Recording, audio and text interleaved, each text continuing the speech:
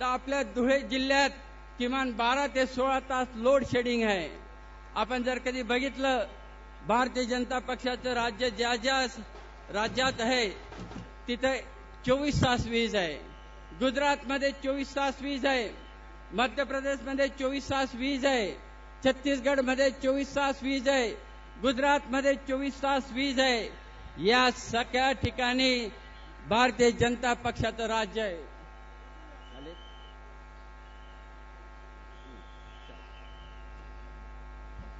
धन्यवाद बाबासाहेब। आदरणीय मोदी साहेबांचे आगमन झालेले है। खानदेशवासियों, हम सब के लिए आज का दिन बड़ा गौरवशाली होगा।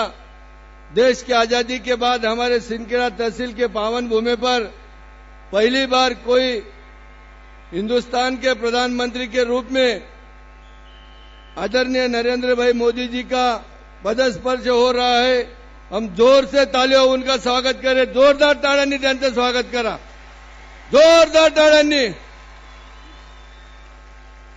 दोंडाच्या नगर निगम के भूतपूर्व लोकनियुक्त अध्यक्ष आदरणीय श्रीमती ताई साहेब नोइनकोर जी रावल हमारे माननीय प्रधानमंत्री नरेंद्र मोदी जी का स्वागत और तिलक करेंगे। उसके साथ कंवर रानी सुभद्रा देवी रावल, चंद्रकलाताई सिसोदिया, हंसाबेन वाघेला आदरणीय मोदी साहब का स्वागत कर रहे हैं।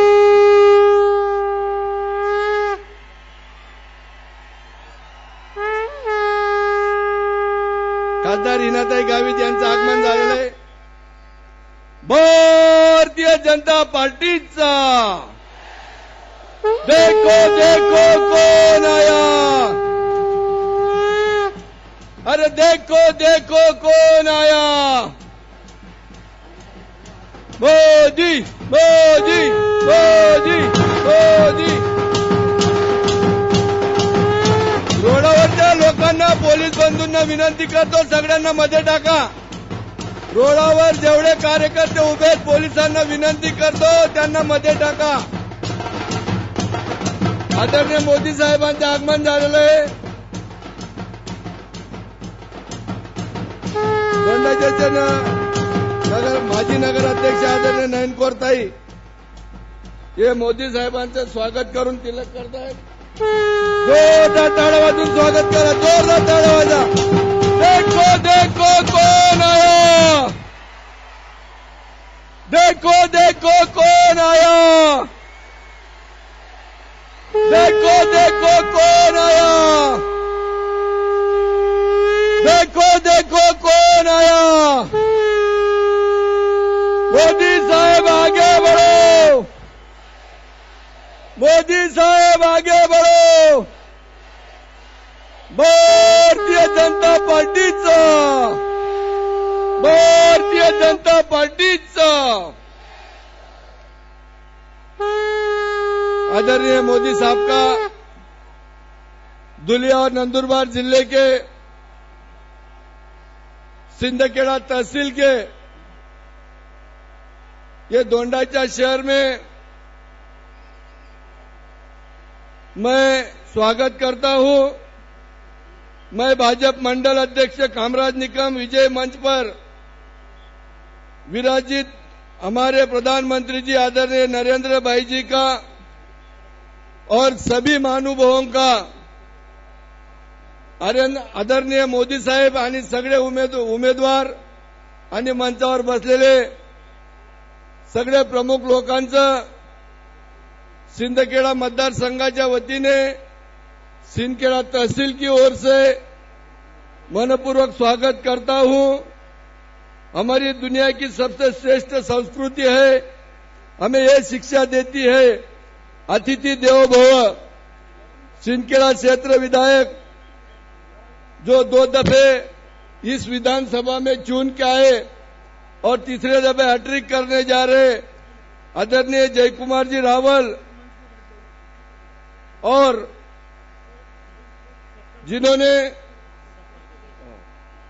जिन्होंने पिछले साल 52,000 वोटों से जीत ली थी और तीसरी बार हैट्रिक करने जा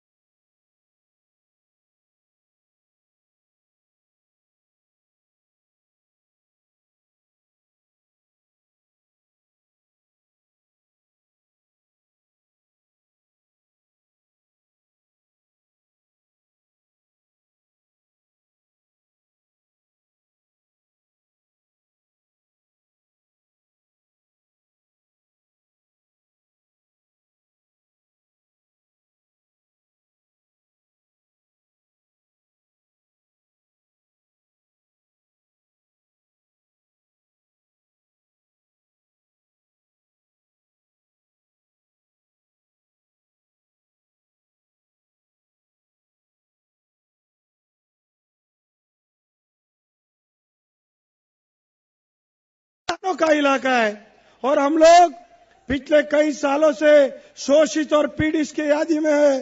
दिल्ली के हर योजना में पिछड़ों के लिए योजना, बीआरजीएफ, बैकवर्ड ग्रांट फंड, ऐसी योजना कि ये लोग पिछड़े हैं, इनका विकास हुआ नहीं, इनकी प्रगति हुई नहीं, ऐसी योजनाओं में हमेशा पीछे से एक नंबर नंदुरबार और धुले जिला होता है। और अभी हमारे कांग्रेस की सरकार बोल रही है कि महाराष्ट्र नंबर 1। किसमें नंबर 1? कुपोषण में नंबर 1, आत्महत्या में नंबर 1। मोदी जी, हमारे पिछले 7-8 दिनों में ये लोगों ने इलेक्शन चालू होने के बाद यहाँ के मुख्यमंत्री और उप मुख्यमंत्री, इनके पास ऊर्जा का खाता है। पिछले 8 दिनों से किसानों से बदला लेने के लिए कि उन्होंने केंद्र में हमको मतदान किया, केंद्र में बीजेपी को साथ दिया, इसलिए पिछले 8 दिनों से लोड शेडिंग वो लोग करा रहे हैं और हमारे वहां बिजली नहीं है। पिछले 8 दिनों से बिजली नहीं है और प्याज का भाव नीचे गिर रहा है। कपास का भाव जो 6,000 चाहिए था, ये राज्य सरकार के नाकर्ता के वजह से ये सिर्फ 2,500 है। और मैं विनती करूंगा कि अपना सरकार आने के बाद आप इसमें जरा ध्यान दीजिए और झूठी अफवाहें वो लोग अपने सरकार पे कर रहे हैं। अध्यक्ष महोदय, यहाँ पे हमारे यहाँ से तापी हम लोग के यहाँ से आती है, पांजरा, बुराई, ऐसी बड़ी बड़ी नदियां हमारे यहां से आती है। लेकिन हमारे अक्कलपाड़ा का धरण हो, हमारे तापी बुराई का काम हो, हमारे सुलवाड़े जामफड़ का काम हो, ये सब योजनाएं, केंद्र की योजनाएं बंद है और इसीलिए मुश्किलें हमारी बढ़ रही है। हमारे वहां दिल्ली मुंबई इंडस्ट्रियल कॉरिडोर, उद्योग क्षेत्र की कमी है, मनमाड इंदौर रेलवे की कमी है। हमारे वहां विक्रांत का प्रकल्प अभी तक आया नहीं। हमारे गांव डोंडाईचा में रेलवे का बहुत बड़ी समस्या है।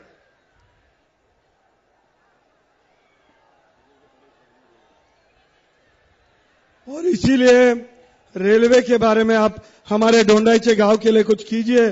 हमारा खानदेश ये पिछड़ा है, हमने 10-10 बार सांसद जिता के दिए। हर कांग्रेस की रैली यहां से शुरू होती थी, लेकिन हमने अभी हमारे खानदेश के लोगों ने सोच लिया कि कांग्रेस के साथ हमारा विकास नहीं होगा। हमको अभी चाहिए तो नरेंद्र मोदी जी का साथ चाहिए, आपका आशीर्वाद चाहिए। और इसीलिए हमने सोचा है कि 9 के 9 हम बीजेपी के उम्मीदवार को लाने वाले हैं और इसीलिए हमारा काम चल रहा है। सामाजिक न्याय में साहब, हमारे आदिवासी बांधव, हमारे दलित बांधव, हमारा कोली समाज का आरक्षण का प्रश्न है, हमारा धनगर समाज का आरक्षण का प्रश्न है, ये सब हमारा माली समाज ये पिछड़ा है। साहब, ये सब चीजों के लिए हम लोग ढूंढ रहे थे कि कोई आए, कोई बचाए, कोई हमें मार्गदर्शन करे। और ये छोटे से गांव में पिछले 70 साल में पहली बार कोई बड़ी शख्सियत यहां तक पहुंची। हम आपका हृदय के अंतकरण से बहुत बहुत स्वागत करते हैं। आप यहाँ आए, आप जो बोलोगे वो हमारी जनता करने वाली है। अध्यक्ष महोदय, प्रधानमंत्री महोदय, हम हमारी मोगा माता को, हमारी आशापुरी माता को, हमारी अम्बेडकरी माता को यही प्रार्थना करेंगे कि आप जैसे देशभक्त जो हमारे डोंडाईचे से लेके अमेरिका तक विश्वव्यापी नेता, विश्व का नेता हमारा भारत का सुपुत्र है, इसका हमें अभिमान है। हम सिर्फ प्रार्थना करेंगे,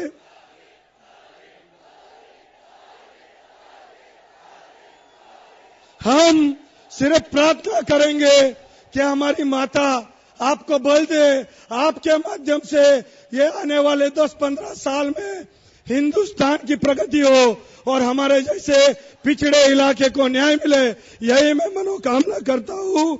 आप आए, आपका हृदय के अंतकरण से हमारा खानदेशी मानुष, हमारा आयरानी का आवाज, हमारी हमारी आयरानी माता आपका स्वागत करते हैं और मेरे वाणी को विराम करता हूं। जय हिंद, जय महाराष्ट्र।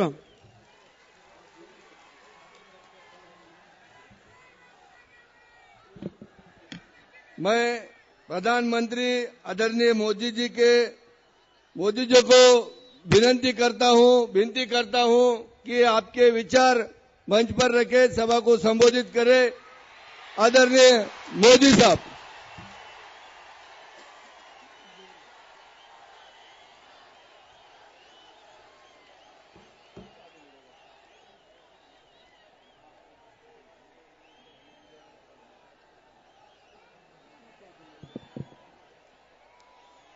राम राम मंडळी,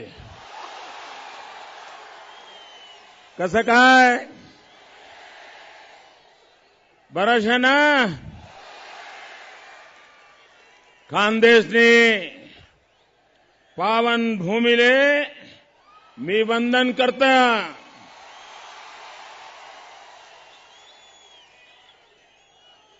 मंचावर विराजमान खासदार माननीय डॉक्टर सुभाष भामरे जी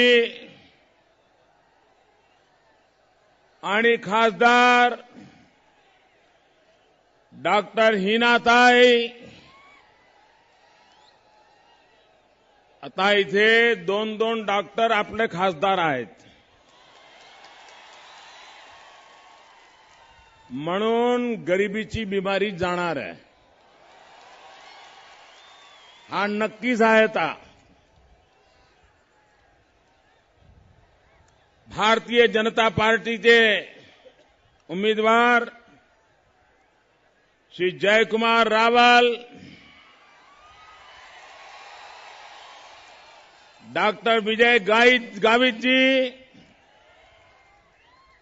अनिल गोटे जी, मनोहर भदाणे जी, बहन मंजुला गावित जी, श्री जितेंद्र ठाकुर जी, श्री उदय सिंह जी पाडवी,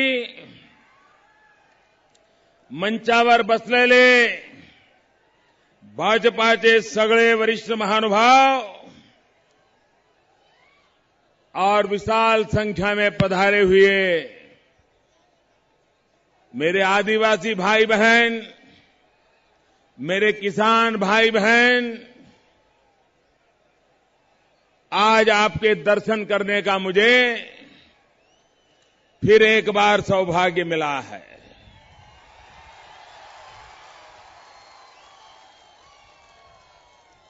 मैं लोकसभा के चुनाव में आप सबके बीच आया था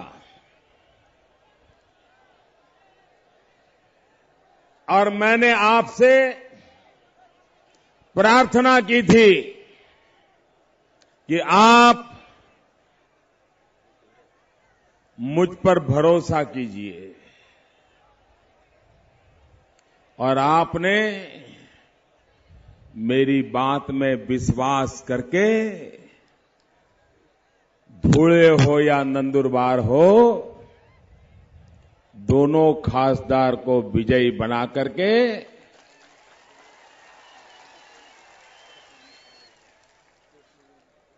भाइयों बहनों, 4 महीने के भीतर मैं दोबारा आपके पास आया हूं। राजनेताओं का स्वभाव रहता है कि चुनावी सभा में कुछ भी बोल देना और चुनाव समाप्त होकर के भूल जाना, लेकिन मैं राजनेता नहीं हूं, मैं तो आपका सेवक हूं। मैं भारत का प्रधान सेवक हूं और इसलिए वादे भुलाने के लिए नहीं, वादों को दोबारा याद कराने के लिए आया हूं और मैं आपको विश्वास दिलाता हूं जो वादे मैंने किए हैं, जब 60 महीने पूरे होंगे, मैं आपको पाई पाई का हिसाब दूंगा, पल पल का हिसाब दूंगा।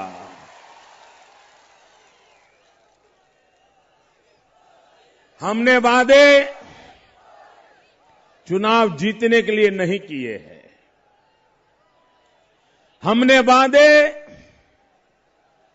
आदिवासियों की जिंदगी को बदलने के लिए किए हैं। हमने वादे धुले और नंदुरबार इलाके के विकास के लिए किए हैं। हमने धुले और नंदुरबार को महाराष्ट्र के विकास की मुख्य धारा के साथ जोड़ने के लिए किए हैं। और अगर महाराष्ट्र आगे बढ़ जाए, लेकिन मेरा ये आदिवासी क्षेत्र पिछड़ करके रह जाए, तो कभी भी महाराष्ट्र आगे नहीं बढ़ सकता है। अगर महाराष्ट्र आगे नहीं बढ़ सकता है, तो हिंदुस्तान भी आगे नहीं बढ़ सकता है। और इसलिए भाइयों बहनों, मैं विकास के लिए प्रतिबद्ध हूं। मैं विकास करना चाहता हूं। भाइयों बहनों, मैंने तो बचपन से जो प्याज खाई है ना, वो आपके पसीने से बनी हुई प्याज खाई है। हम तो आप ही के यहां से आती थी जो प्याज, उसी पे गुजारा करते थे। जिन किसानों ने बचपन से मुझे प्याज खिलाई है, उन किसानों का भला करने के लिए दिल्ली में बैठी हुई सरकार कभी कोई कमी नहीं रखेगी। बस इंतजार कीजिए 15 अक्टूबर का, इंतजार कीजिए 15 अक्टूबर का। आप देखिए, महाराष्ट्र में भाजपा की सरकार बनते ही इस सरकार की गलत नीतियों के कारण मेरे कपास पैदा करने वाले किसानों को जो नुकसान हो रहा है, मेरे प्याज की खेती करने वाले किसानों को नुकसान हो रहा है, उन सारी नीतियों को बदल दिया जाएगा। और दिल्ली और महाराष्ट्र मिलकर के मेरे किसान भाइयों की समस्या का समाधान हम करके रहेंगे। भाइयों, हमारे देश में कहते हैं, अगर किसी का नमक खाते हैं ना, तो फिर इस नमक की इज्जत रखी जाती है। कहते हैं कि नहीं कहते हैं? अगर किसी का नमक खाया तो नमक की इज्जत रखी जानी चाहिए कि नहीं रखी जानी चाहिए? अगर मैंने आपकी प्याज खाई है तो आपकी इज्जत रखनी चाहिए कि नहीं रखनी चाहिए? आपके कपास से बने कपड़े पहने हैं तो आपकी इज्जत रखनी चाहिए कि नहीं रखनी चाहिए? और इसलिए मेरे भाइयों बहनों, आपकी इज्जत ये हमारी इज्जत है। आपका सुख ये हमारा सुख है। हम कांग्रेस की तरह झूठे वादे करने वाले लोगों में से नहीं हैं। आप मुझे बताइए, कांग्रेस के नेता मनमाड़ इंदौर रेलवे लाइन, इस मुद्दे पर कितने चुनाव पर वादे करते गए? कांग्रेस ने हर चुनाव में वादा किया है कि नहीं किया है? मुझे बताइए, वादा किया है कि नहीं किया है?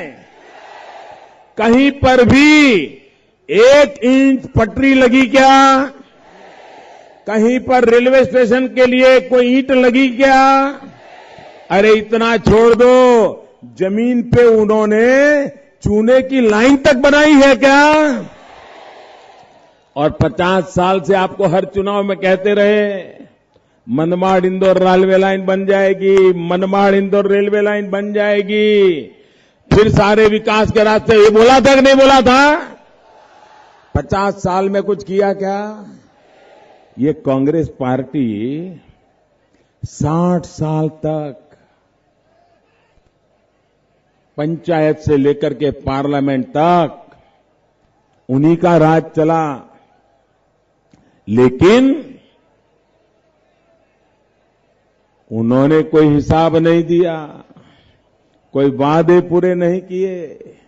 कांग्रेस ने आकर के कभी 60 साल के अपने काम का हिसाब दिया है क्या? ऐसे नहीं।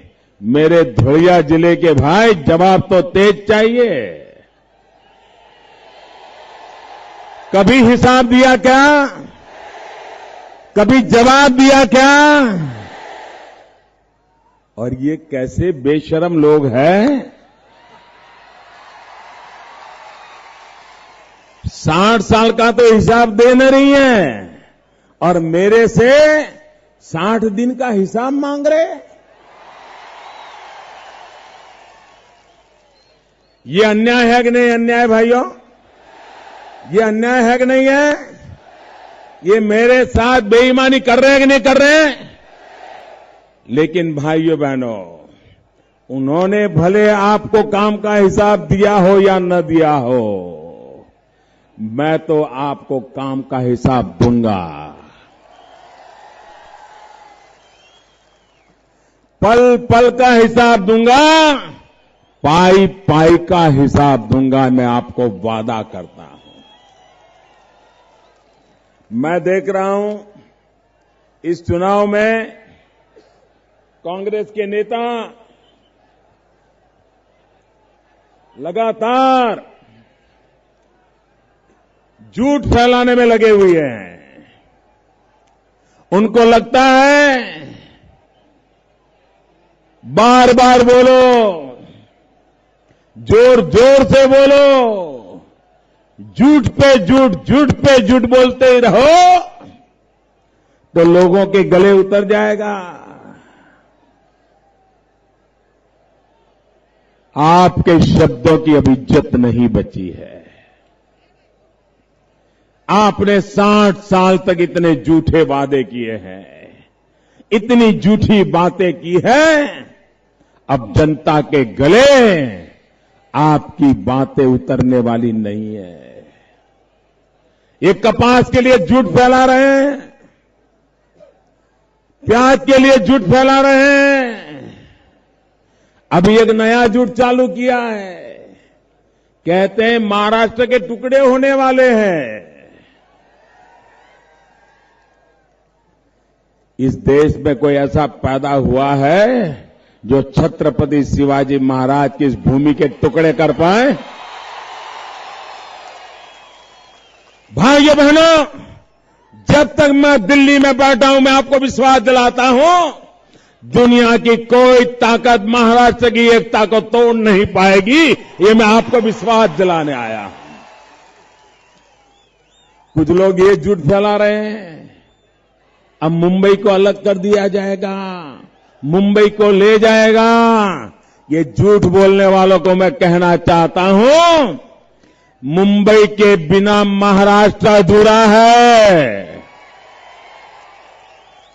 मुंबई से कोई न कुछ छीन सकता है, न ही महाराष्ट्र से कोई मुंबई छीन सकता है। इतना ही नहीं, मुंबई के बिना महाराष्ट्र अधूरा है। महाराष्ट्र और मुंबई के बिना हिंदुस्तान भी अधूरा है। अगर हिंदुस्तान में विकास देने की ताकत किसी राज्य में सबसे ज्यादा है, तेज गति से हिंदुस्तान को दौड़ाने की किसी राज्य में ताकत है, उस राज्य का नाम महाराष्ट्र है, जिसमें मुंबई विराजमान है। और इसलिए भाइयों बहनों, इस चुनाव के बुखार में कभी कभी अपने घर में भी देखा होगा, किसी को ज्यादा बुखार चढ़ जाता है ना, तो उसके मुंह से कुछ भी बातें निकल जाती है, उठपटांग बातें, कोई लेना देना नहीं, ऐसे बातें निकलती हैं। मैं देख रहा हूं इस चुनाव के बुखार में जो पराजय के कगार पे आकर के खड़े हैं, जिनके सुपड़े साफ होना तय हो चुका है, वे अब कुछ भी झूठी बातें बोलने पर उतारू हो गए हैं। भाइयों बहनों, 60 साल तक ऐसी राजनीति चली, कीचड़ फेंकने की राजनीति चली। क्या पाया कीचड़ फेंकने वालों? अब तो समझो, अरे 5 महीने पहले का अनुभव तो याद करो। जितना कीचड़ ज्यादा फेंकोगे उतना ही कमल ज्यादा खिलने वाला है। भाइयों बहनों, मेरे धुले जिला, नंदुरबार जिला, मेरे आदिवासी भाई यहां रहते हैं। क्या वो पढ़ लिख करके देश का नेतृत्व कर नहीं सकते क्या?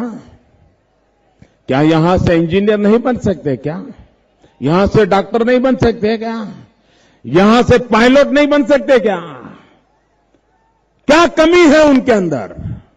अगर कमी है तो सरकार के इरादों में कमी है और उसी के कारण उनको मजबूर जिंदगी जीने के लिए छोड़ रखा गया है। मैं ये जिंदगी बदलना चाहता हूं। मैं आदिवासी हो, पिछड़े हो, गरीब हो, दलित हो, पीड़ित हो, शोषित हो, उनके जीवन में बदलाव लाना चाहता हूं। सम्मान भरी जिंदगी उनको जीने के लिए मिले, उस प्रकार की योजनाओं को लागू करना चाहता हूं। भाइयों बहनों, 15 अक्टूबर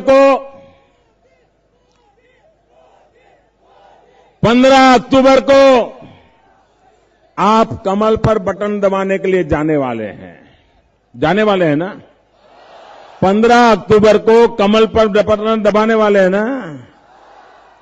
15 अक्टूबर को 15 साल के बाद पूरे महाराष्ट्र को मुक्ति का दिवस है। मुक्ति का दिवस है। 15 साल से जिस बुराइयों में महाराष्ट्र फंसा है, 15 साल से जो कठिनाइयों में महाराष्ट्र फंसा है, 15 साल से जिस मजबूरियों में महाराष्ट्र फंसा हुआ है, 15 साल से जो भ्रष्टाचार में महाराष्ट्र लिप्त है, 15 अक्टूबर को ये 15 साल की बुराइयों से मुक्ति का उत्सव है। कमल पे बटन दबा करके ये मुक्ति का उत्सव मनाना है। ये बेईमानी से मुक्ति का उत्सव है। ये भ्रष्टाचार से मुक्ति का उत्सव है। ये गरीबी से मुक्ति का उत्सव है। ये बेरोजगारी से मुक्ति का अवसर है। और उस अवसर को 15 अक्टूबर को कमल पे बटन दबा करके उस उत्सव को हमने शानदार और जानदार बनाना है। इसलिए मैं आपके पास आया हूं। भाइयों बहनों, मैं कांग्रेस के नेताओं को पूछना चाहता हूं, आपने कुछ भी बाकी रखा है क्या?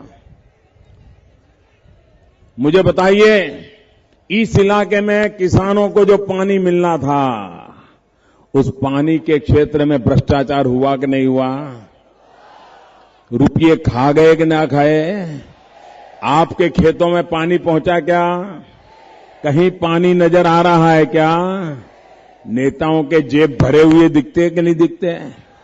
उनके बैंक के खाते भर गए कि नहीं भर गए? अगर आपका पानी भी लूट गए, आपके सपने लूट गए, किसान के अरमान को लूट गए ये लोग। इसलिए मेरे भाइयों बहनों, मैं आपके कहने आया हूं। इसलिए मैं आपसे कहने आया हूं कि आप 15 साल बहुत होते हैं भाइयों। अगर महाराष्ट्र के 15 साल अगर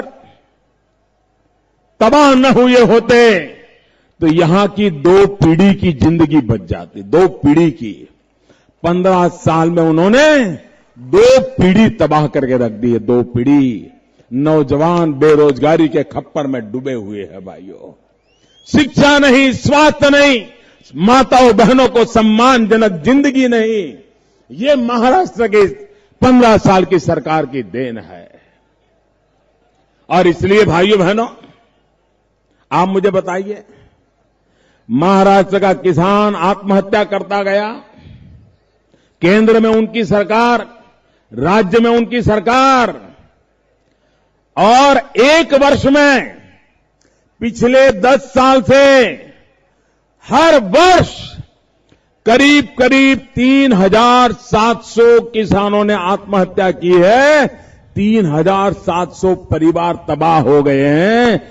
3,700 माताएं बहनें विधवा हो गई है। 3,700 परिवारों के बच्चे अनाथ हो गए हैं।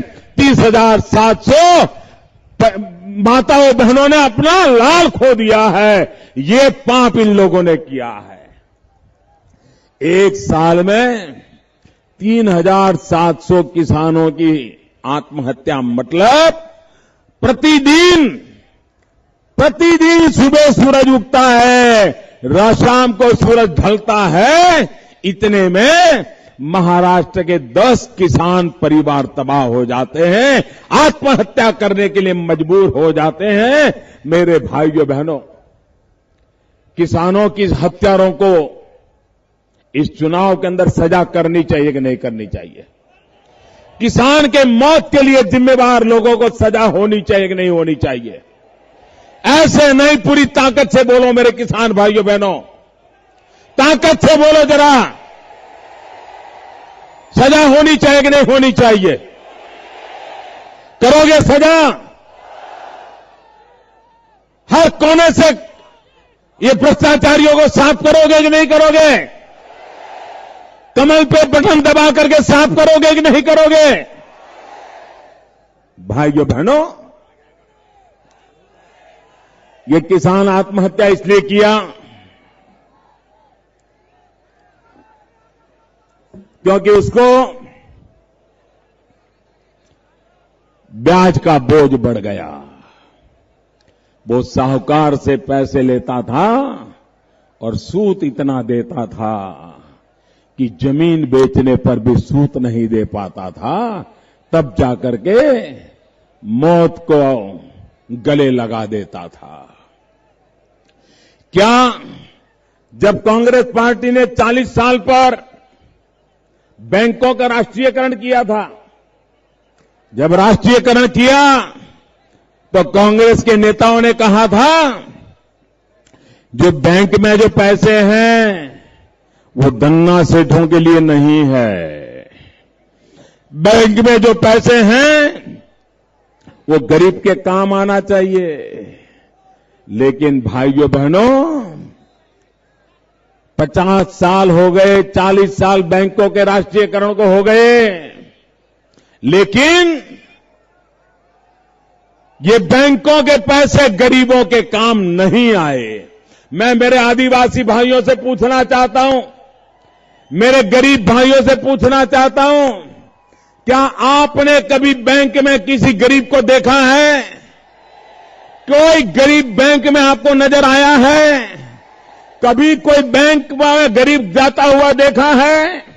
किसी बैंक ने गरीब को पैसा दिया हुआ देखा है? तो ये झूठ क्यों बोला भाई? भाइयों बहनों, मैं आपको वादा करने आया हूं, हमने तय किया है कि हमारे देश के अंदर बैंकों में जो रुपया पड़ा है वो रुपया धन्ना सेठों के लिए नहीं, अमीरों के लिए नहीं, कारखाने वालों के लिए नहीं, हिंदुस्तान के गरीब के लिए वो रुपया काम आना चाहिए। और इसलिए हमने प्रधानमंत्री जनधन योजना बनाई है।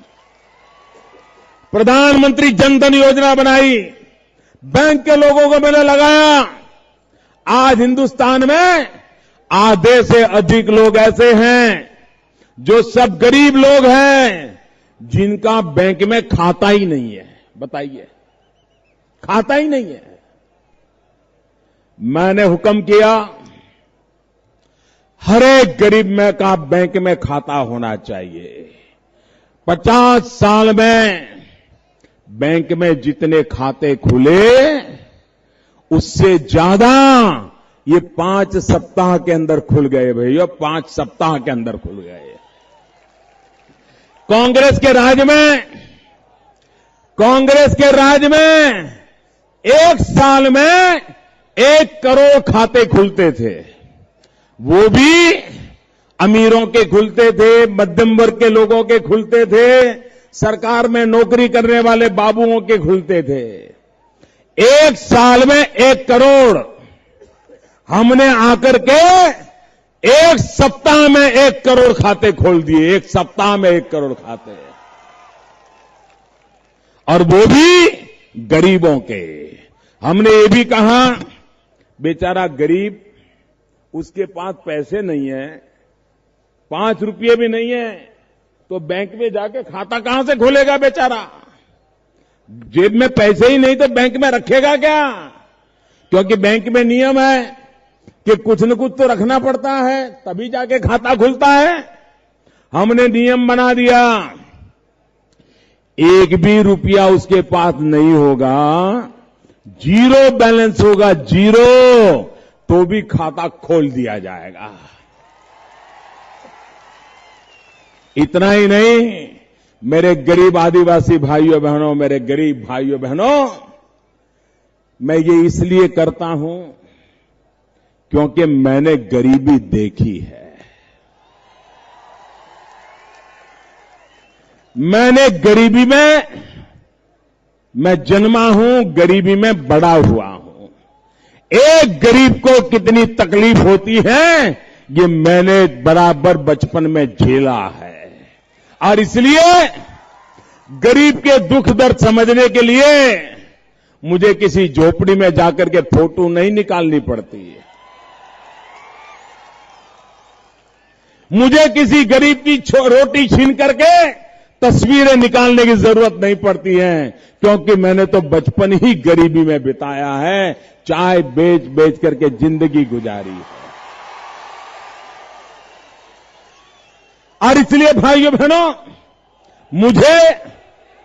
मुझे गरीबों की कठिनाई का पता है, और इसलिए भाइयों बहनों, मैं आपके बीच में से आया हूं, मैं आप जैसे सामान्य नागरिकों के बीच से आया हूं, मैं गरीबों के बीच से आया हूं, मैं छोटे छोटे लोगों से बीच से आया हूं, और इसलिए मेरी सरकार भी छोटे छोटे लोगों के लिए बड़े बड़े काम करने के इरादे रखती है।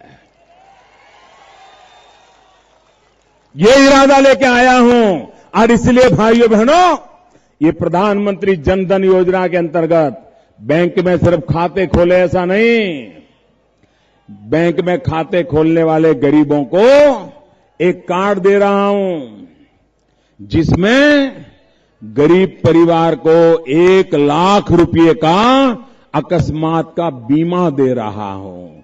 अगर उसके परिवार में कुछ हो गया तो उस परिवार को 1 लाख रुपया तुरंत मिल जाए, इसके लिए मैं काम कर रहा हूं। भाइयों बहनों, गरीबों के लिए कैसे काम किया जाता है? भविष्य में गरीब को साहूकार के पास ब्याज से पैसे लेने के लिए नहीं जाना पड़ेगा। बैंक की जिम्मेवारी होगी, गरीब को जब जरूरत पड़े पैसे दे, एक वाले पैसे जमा कर जाए तो दूसरे दे दे, लेकिन गरीब से अब सूद के कारण मरना नहीं पड़ेगा। ये काम मैंने पक्का करना तय कर लिया है। हमारे देश के किसान को क्या चाहिए? हमारे देश के किसान को अगर बिजली और पानी मिल गया, बिजली पानी अगर मिल गया तो मिट्टी में से सोना पैदा करने की ताकत मेरे किसान में होती है। मिट्टी में से सोना पैदा करने की ताकत मेरे किसान में होती है। लेकिन भाइयों बहनों, ये कांग्रेस की सरकारें, दिल्ली की हो या यहां की हो, उनको न किसानों को बिजली पहुंचाने का इरादा था, और इसीलिए गुजरात में एक सरदार सरोवर डैम नर्मदा योजना का काम चल रहा है। पंडित नेहरू ने शिलान्यास किया था। इतनी सरकारें आ गई, लेकिन दिल्ली में बैठी हुई सरकार ने उस काम को आगे बढ़ने ही नहीं दिया। मैंने आकर के लड़ाई शुरू की। गुजरात का जब मुख्यमंत्री था, नर्मदा का काम शुरू करवाया, फिर उन्होंने रोक दिया, 2005 से फिर बंद कर दिया। मैंने दिल्ली में प्रधानमंत्री बनने के 15 दिन में उस काम को चालू कर दिया। इससे फायदा किसको हुआ? क्या गुजरात को हुआ क्या? ऐसा नहीं है। मैं आज आपको सच बताने आया हूं। ये लड़ाई मैं गुजरात के किसानों के लिए नहीं, गुजरात के किसानों के साथ साथ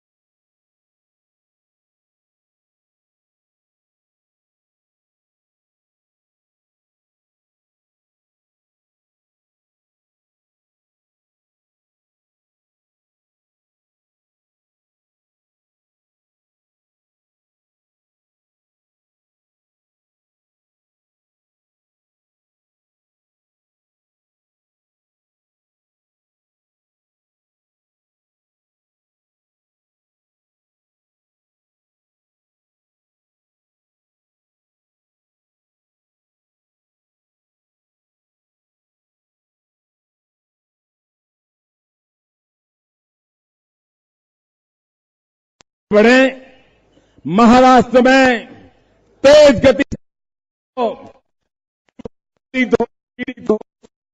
आदिवासी हो, उसका कल्याण हो, मां बहनों का सुरक्षा हो, मां बहनों को सम्मान मिले, इस काम के लिए हम आगे बढ़े। इसी एक अपेक्षा के साथ मैं इस विशाल जनसभा को देख रहा हूं। मेरी शिकायत है आपको, करूं शिकायत? बुरा नहीं मानोगे ना? मैं लोकसभा के चुनाव में मेरे लिए वोट मांगने आया, तब तो इतने लोग नहीं आए थे, आधे भी नहीं आए थे। ये प्रेम कैसे बढ़ गया? भाइयों बहनों, मैं आपके प्रेम के लिए आपको सलाम करता हूं। शिकायत नहीं है, सलाम करता हूं। आज मेरे इन गरीब आदिवासी भाइयों ने मुझ पर जो प्रेम वर्षा की है, वो मुझे आपके लिए जीने की ताकत देती है, आपके लिए जूझने की ताकत देती है, आपकी जिंदगी में बदलाव लाने की प्रेरणा देती है। भाइयों बहनों, इस चुनाव में जो उम्मीदवार है, उनसे मेरा आग्रह है कि मेरे बगल में आके खड़े हो जाए। दोनों तरफ जो उम्मीदवार है, चुनाव में जो उम्मीदवार है, आगे आ जाएं। अच्छा भाइयों बहनों, मेरी एक बात सुनिए, मेरी एक बात मानोगे? पूरे ताकत से जवाब दो, मेरी बात मानोगे? पक्का मानोगे? कोई गलती नहीं करोगे ना? इस सभा के बाद आप जब यहां से जाएंगे, प्लास्टिक की बोतल पड़ी हो, कागज पड़े हो, कूड़ा कचरा पड़ा हो, सब उठा के ले जाओगे? पक्का ले जाओगे? ये हमारी भारत माता है, ये खानदेश की पवित्र धरती है, उस पर कोई कूड़ा कचरा नहीं रहना चाहिए। साफ करोगे ना? मेरी बात मानोगे ना? मैं आपका बहुत बहुत आभारी हूं। दोनों मुट्ठी बंद करे, पूरी ताकत से मेरे साथ बोलिए, भारत माता की, भारत माता की, भारत माता की।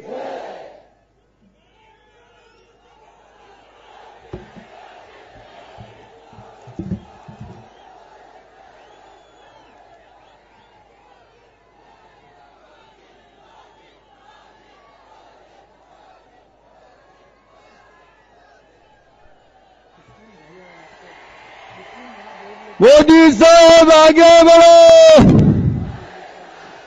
भारतीय जनता पार्टीचं मैं हमारे प्रधानमंत्री नरेंद्र भाई मोदी जी के साथ मंच पर विराजित सभी महानुभावों का और भाजपा की ओर से सिंदखेड़ा क्षेत्र के ओर से धुलिया नंदुरबार जिला की ओर से हृदय से स्वागत करता हूं और ये सभा खत्म हो गई।